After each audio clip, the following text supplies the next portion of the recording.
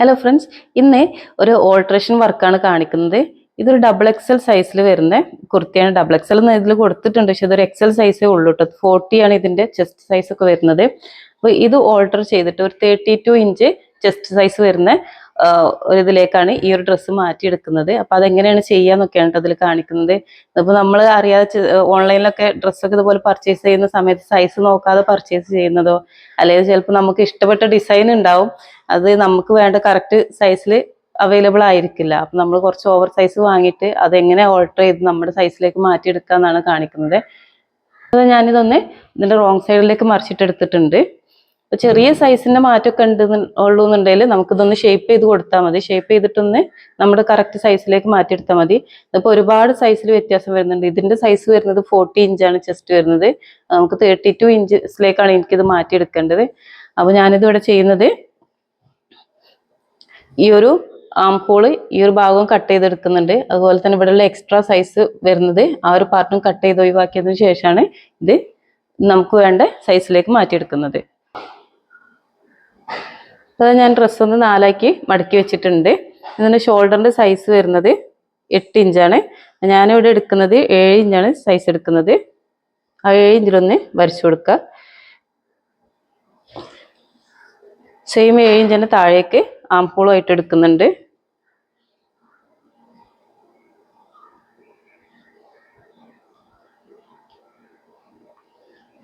ഇനി ഇവിടെ നിന്ന് ഇങ്ങോട്ടേക്ക് ചെസ്റ്റിൻ്റെ മെഷർമെൻറ്റ്സ് നോക്കാം. ഞാനിവിടെ 10 ഇഞ്ചാണ് എടുക്കുന്നത്.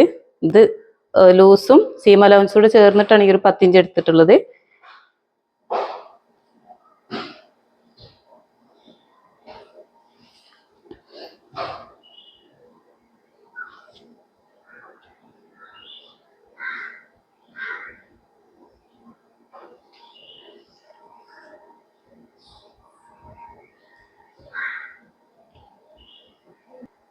ഇത് ഈ ഒരു ടോപ്പ് ഒരു 12 പാനൽ അനാർക്കലി ടോപ്പാണ് കേട്ടോ വരുന്നത്. അതുപോലെ നല്ല വീതി, ഈ ഒരു ഭാഗത്തൊക്കെ നല്ല വീതി വരുന്നുണ്ട്. ഞാൻ ഇവിടെ ഒന്നും അധികം കട്ട് ചെയ്ത് കൊടുക്കുന്നില്ല. ഈ ഒരു ഭാഗം മാത്രമായിട്ട് ഇങ്ങനെ ഷേപ്പ് ചെയ്ത് കട്ട് ചെയ്തെടുക്കണം. ബാക്കി താഴേക്ക് ആ ഒരു ലെങ്ത്തിൽ ആ ഒരു വിഡ്ത്തിൽ തന്നെ കൊടുക്കുകയാണ്. ഇനി ഇവിടെ ഇതിൻ്റെ വേസ്റ്റ് മാർക്ക് ചെയ്യാം. ഞാനതൊരു 9 ഇഞ്ചാണ് വേസ്റ്റ് എടുക്കുന്നത്. ഈ ഒരു പോയിന്റ് ചേർത്ത് വരച്ചു കൊടുക്കാം. അപ്പോൾ ഞാൻ ഈ ഒരു ഭാഗം ഇങ്ങനെ ഷേപ്പാക്കി വരച്ചു കൊടുത്തിട്ടുണ്ട്. ഇവിടെ നിന്ന് താഴേക്ക് ഇതിങ്ങനെ സ്ലോപ്പാക്കിയിട്ട് കൊടുക്കുകയാണ്. ഇതൊരു അനാർക്കലി ടോപ്പ് ആയതുകൊണ്ട് തന്നെ ഇവിടെ നിന്ന് താഴേക്ക് ആ ഒരു വിഡ്ത്തിൽ തന്നെയാണ് ഫുള്ളായിട്ട് എടുക്കുന്നത്.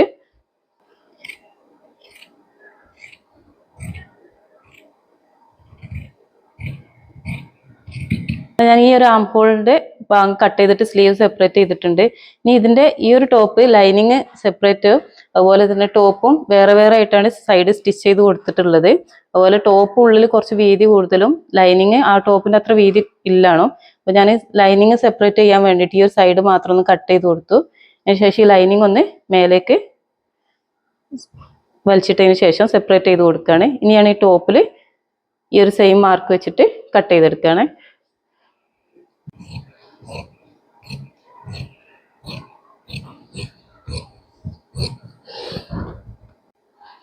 ടോപ്പിന്റെ 2 വശവും ഞാൻ ഇതുപോലെ കട്ട് ചെയ്ത് സെപ്പറേറ്റ് ചെയ്ത് എടുത്തിട്ടുണ്ട്.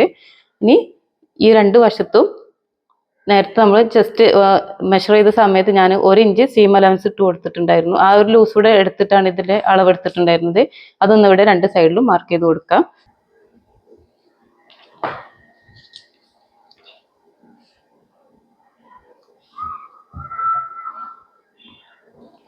ഇനി ആദ്യം നമുക്കിതിന്റെ സ്ലീവ് ഒന്ന് യോജിപ്പിച്ചെടുക്കണം.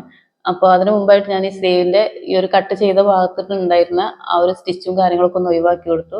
അതുപോലെ തന്നെ ഈ സ്റ്റിച്ച് വരുന്ന ഈ ഒരു ഭാഗവും നമുക്ക് സ്റ്റിച്ച് ചെയ്യാൻ വേണ്ടിയിട്ടുള്ള കുറച്ചൊന്ന് അതിൻ്റെ ആ തുന്നോടൊന്ന് പൊട്ടിച്ചു കൊടുത്തിട്ടുണ്ട്. കുറച്ച് ഭാഗം സ്റ്റിച്ച് ചെയ്തെടുക്കാൻ വേണ്ടിയിട്ടുള്ള ഒരു ലൂസ് കിട്ടാൻ വേണ്ടി മാത്രമേ പൊട്ടിച്ചു കൊടുത്തിട്ടുള്ളൂ. ഫുള്ളായിട്ട് പൊട്ടിച്ചു കൊടുത്തിട്ടില്ല.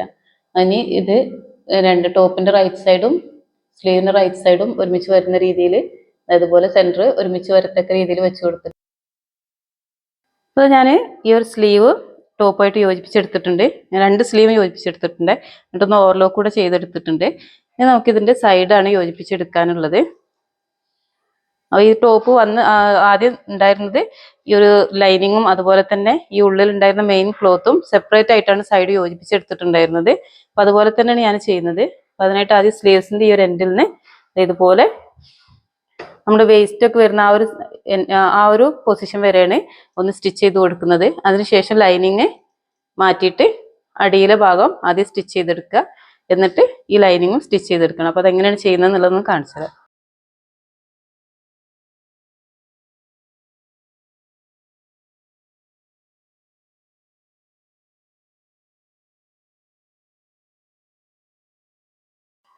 ഇപ്പൊ ഈ ഒരു പോയിന്റിൽ ഞാനിവിടെ സൂചി കുത്തി നിർത്തിയിട്ടുണ്ട്.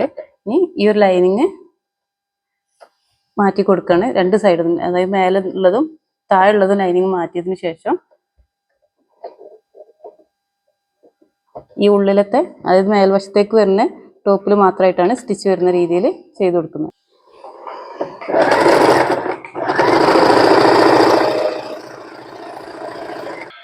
അപ്പോൾ ഫ്രണ്ട്സ്, ഈ ടോപ്പിന്റെ ഓൾട്രേഷൻ ഇവിടെ കഴിഞ്ഞിട്ടുണ്ട്. നേരത്തെ 40 ഇഞ്ച് ആയിരുന്നു ഇതിന്റെ ചെസ്റ്റ് വന്നിട്ടുള്ളത്. ഇപ്പൊ ഇത് 33 ഇഞ്ചിലേക്കാണ് ഇത് ഓൾട്ടർ ചെയ്തെടുത്തിട്ടുള്ളത്. അതുപോലെ തന്നെ ഷോൾഡറും കട്ട് ചെയ്തിട്ടാണ് ഈ ഒരു സ്ലീവ് വെച്ച് കൊടുത്തിട്ടുള്ളത്. അപ്പോൾ നിങ്ങൾക്ക് ഈ വീഡിയോ ഇഷ്ടമായിട്ടുണ്ടെങ്കിൽ ചാനൽ ഒന്ന് സബ്സ്ക്രൈബ് ചെയ്ത് സപ്പോർട്ട് ചെയ്യണേ. ഇതുപോലെയുള്ള കുഞ്ഞു കുഞ്ഞു ടിപ്പുകളും അതുപോലെ ഡ്രസ്സിങ് സ്റ്റിച്ചിങ് വീഡിയോസൊക്കെ ആയിട്ട് ഒരുപാട് വീഡിയോസ് ചാനൽ ചെയ്തിട്ടുണ്ട്. അപ്പോൾ എല്ലാവരും അതുകൂടെ ഒന്ന് വാച്ച് ചെയ്തിട്ട് സപ്പോർട്ട് ചെയ്തേക്കണേ.